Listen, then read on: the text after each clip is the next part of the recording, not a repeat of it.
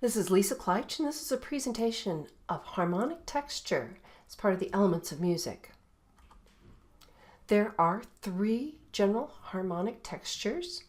Got lots of phonics in it: monophonic, homophonic, and polyphonic, so hope you know your Latin.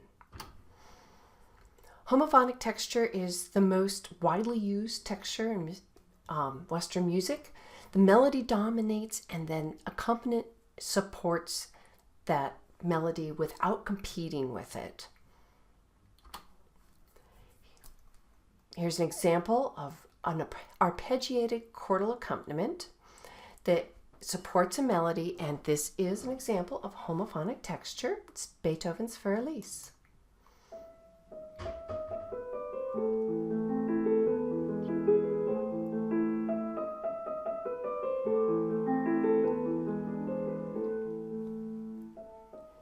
You have the melody played on the right hand. The left hand is playing broken chords, arpeggiated chords, to support that melody. It doesn't compete with it. It's there in the background. But we'd miss it if it was gone. Okay. You can also have homophonic texture where the background and the melody, the accompaniment and the melody, are rhythmically aligned. They're playing pretty much the versions of the melody but carrying other chord tones. And so you have the melody in the highest voice, and then the others are playing supporting chord tones that are very much like the melody, but they're supporting chord tones.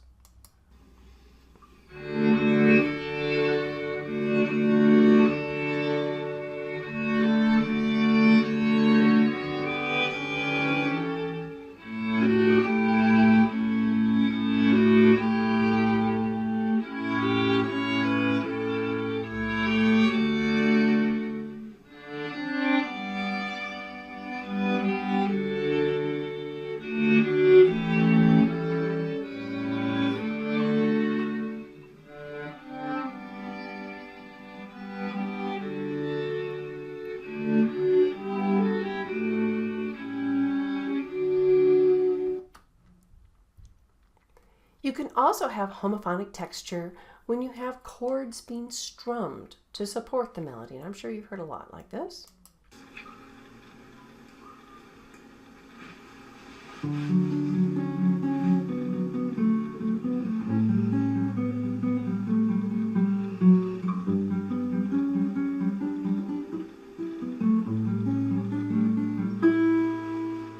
Life's too short to even care at all.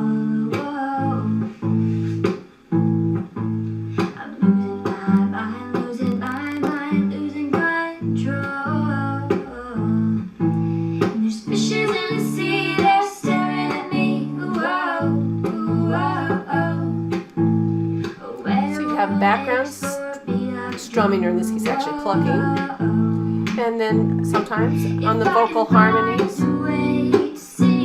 there's some chord tones being supplied by the backup singers.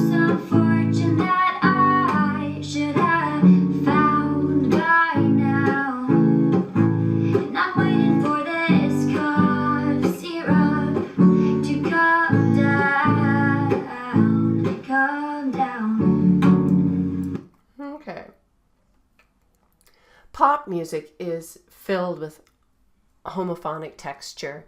You get chord stabs in the background, you get sustained notes in the background. Of course, there's all the rhythmic elements too. Oftentimes singers are also doing background harmonies. Let's listen to this K-pop group.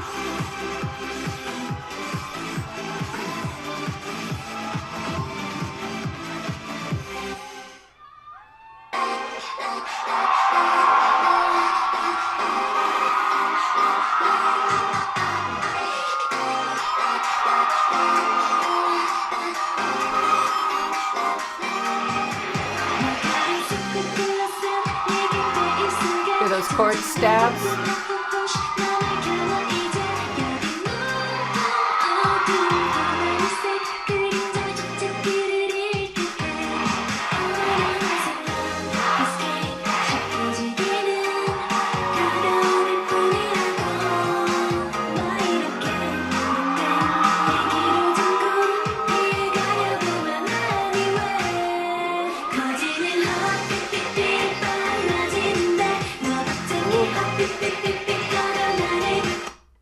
I'm sure that you have heard many sounds like this. Now, you can have monophonic texture every once in a while. It doesn't happen that commonly. One voice unaccompanied is monophonic texture. You can have several voices singing together the same notes, accompanied, or rather unaccompanied, and then you would have monophonic texture. You can also have the instruments playing the exact same note as the singer, and then you have monophonic texture. Or you can have octaves, where you have a voice high and low singing the same notes, just an octave apart, and that's still considered monophonic texture. So here's a single singer. I'd like to do a song of great social and political import. It goes like this. Oh Lord, won't you buy me a Mercedes-Benz? My friends all drive Porsches.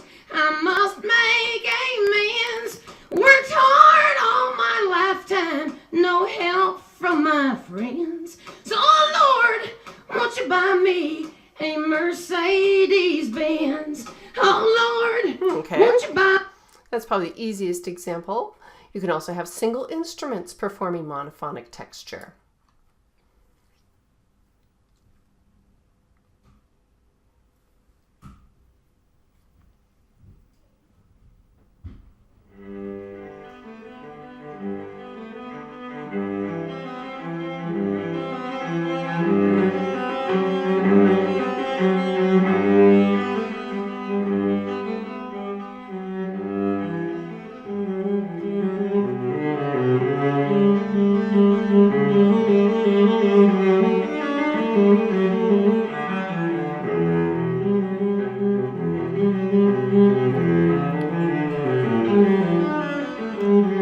Okay, I encourage you to listen to these in the playlist so you can hear them in their entirety.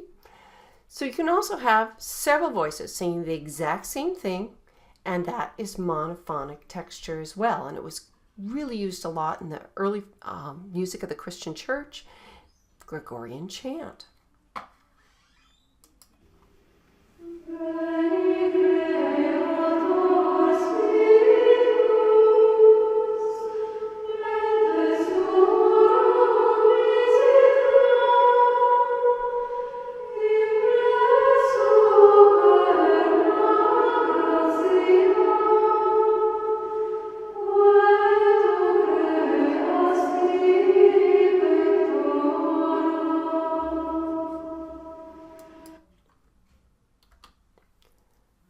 Well, also very popular in earlier forms of music, it's still found today probably more prevalently than monophonic texture, is polyphonic texture. And it's when you have a competition between two or more melodies for your attention. And they're harmonically related, and there were whole forms that were created around this kind of competing melodic texture.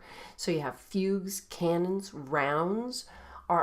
When you see a title like that, you know you have two or more independent melody lines that are playing that are fighting for your attention. You also have many works from the Renaissance, such as motets and madrigals, that employed polyphonic texture. So it was done a lot between the Renaissance and up until just the beginning of the classical era in music. It's not as common these days, but that doesn't mean it's been forsaken. So here's a Baroque piece by Bach. Little fugue actually means fight, and so you're going to see independent melodic lines played by one player. It's very virtuosic, and they want your attention all at the same time.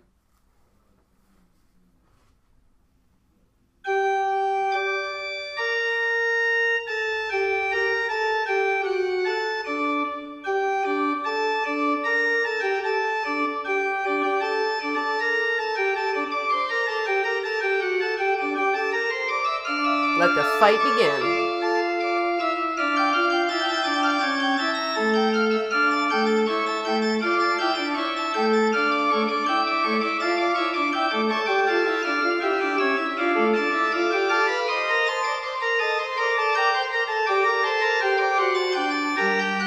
let's add another part.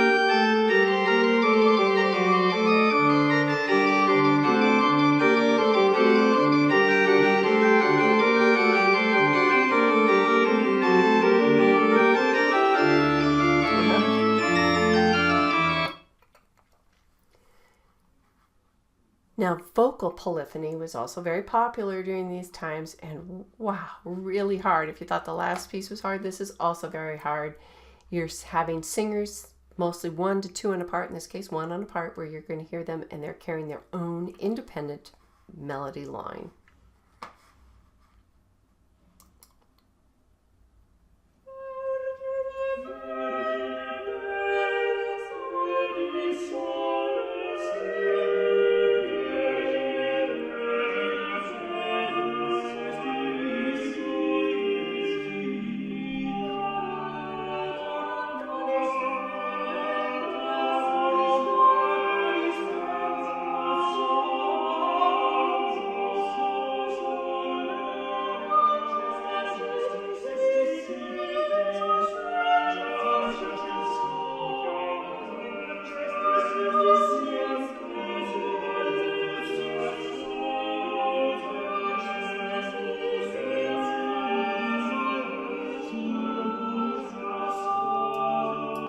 Now, one thing to notice is that this does not have any concluding phrases or anything. It just kind of keeps going on and on, just kind of like how the Bach fugue, it just kind of keeps on spinning, keeps on weaving those voices in and out. I'll bet you've done rounds before. That's an easier form of polyphony. Let's make sure the volume's turned down on this. We won this, by the way. Okay, ready, go.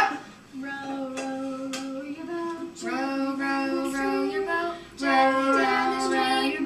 Gently down the stream. Life is not a dream. Life is but a dream. Gently down the stream. Life is not a dream. Life is not a dream. Life is but a dream. Life is but a dream. Life is but a dream. Life is but a dream.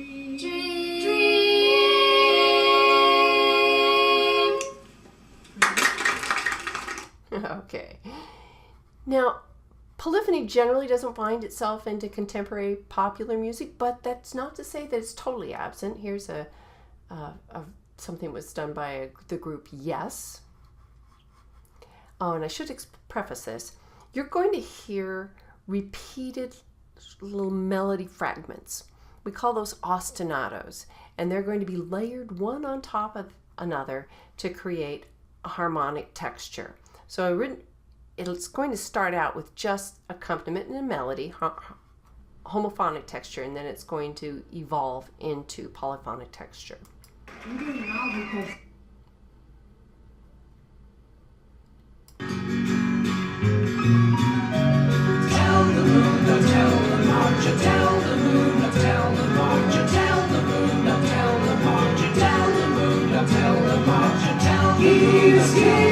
So there's the second voice coming in,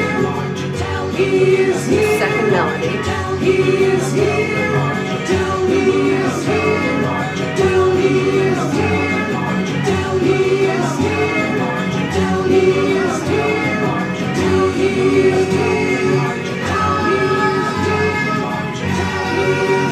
And now we have a third one.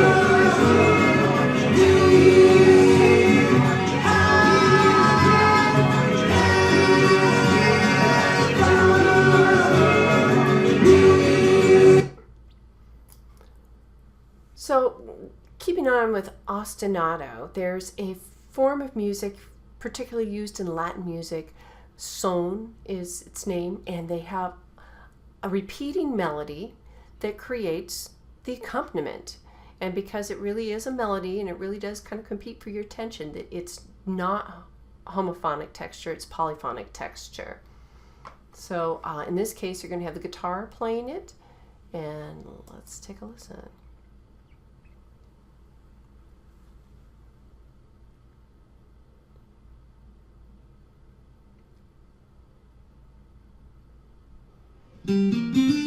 So this is it.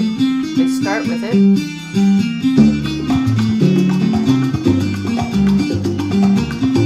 So far you just have homophonic, the melody and the background. But then you add this repeating melody line.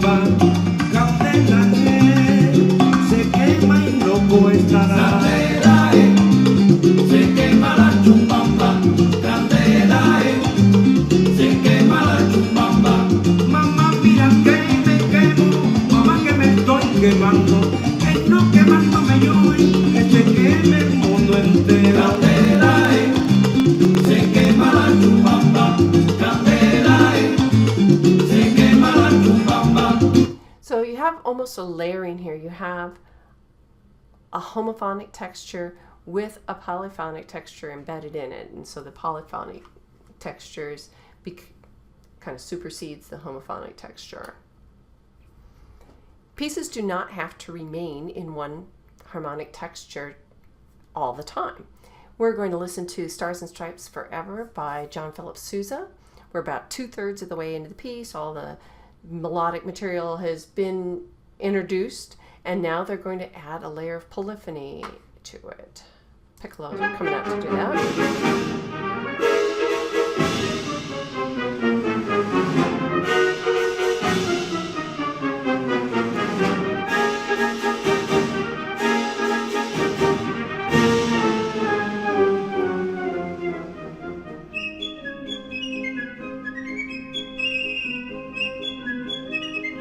So in the background, you hear the band playing one of the melodies that have previously been introduced.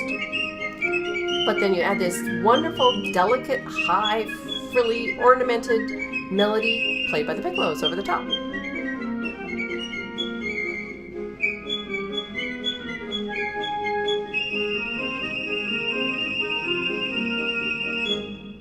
Oh, good job.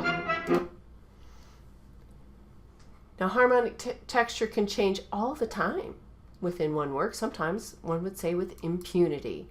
So we're going to listen to the Hallelujah Chorus as part of Handel's Messiah, and it changes harmonic texture all over the place. Starts off with homophonic texture.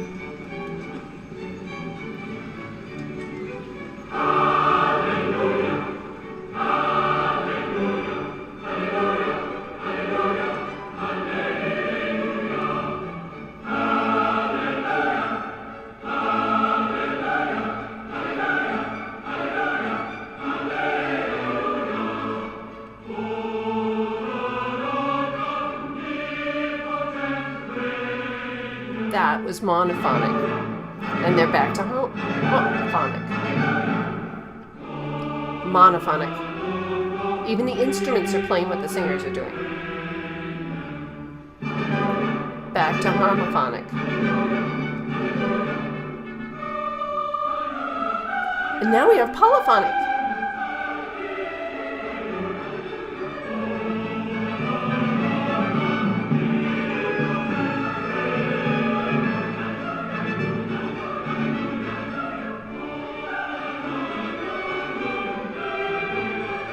So,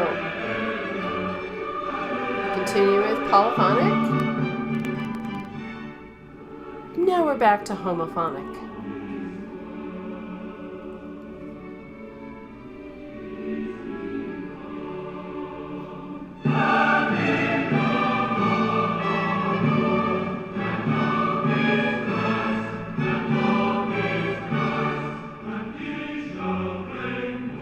That's monophonic. Aha! Start hearing little instrumental polyphony. Now the singers go with it, so we've got full-on polyphony happening.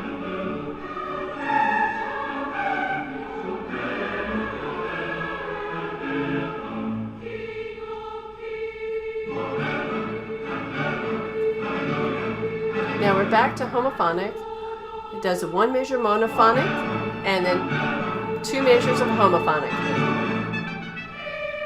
Mono. Homophonic. Back to mono. He keeps doing this. It's a pattern.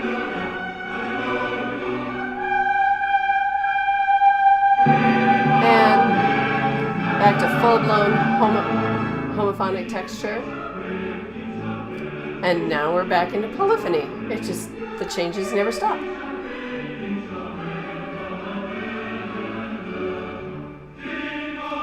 Monophonic, homophonic.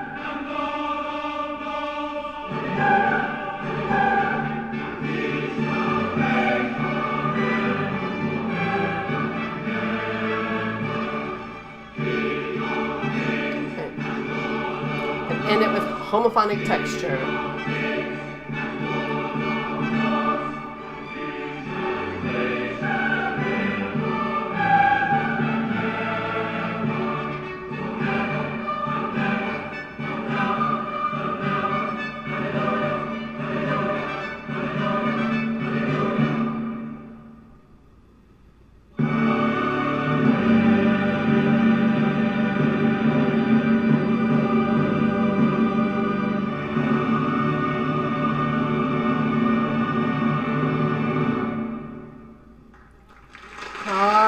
That concludes this presentation on harmonic texture.